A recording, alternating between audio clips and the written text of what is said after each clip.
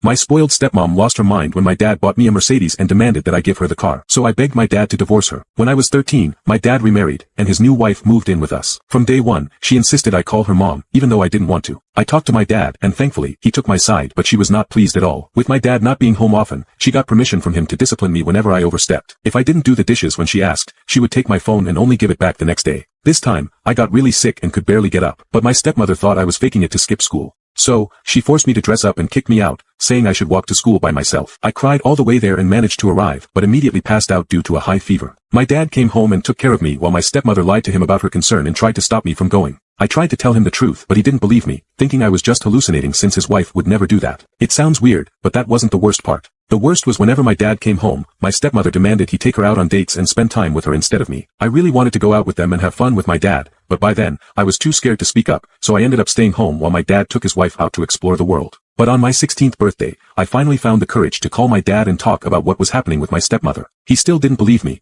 but I think he realized he needed to spend more time with me, or we'd have no future relationship. So, he started taking me fishing and even on some of his business trips.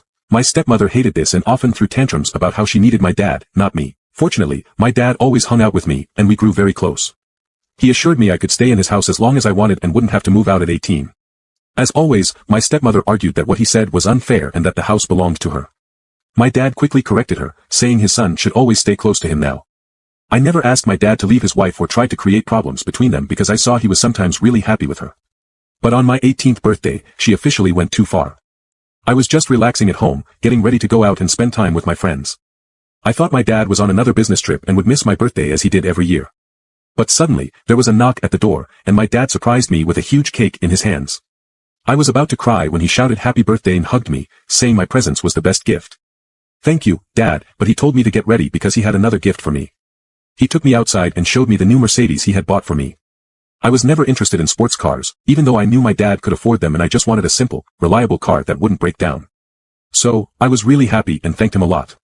But then, my stepmother burst out of the house, screaming for us to stop. She started saying it was unfair for my dad to buy a car for me and not for her.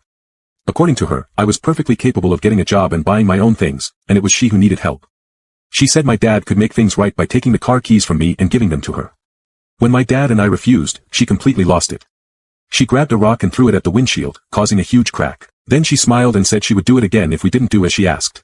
I was about to say something when my dad surprised me by yelling at her to go inside. That's when I realized my stepmother hadn't even wished me a happy birthday and only spoke to me to try and take away mine. You can now check if there's a second part by pressing share and more.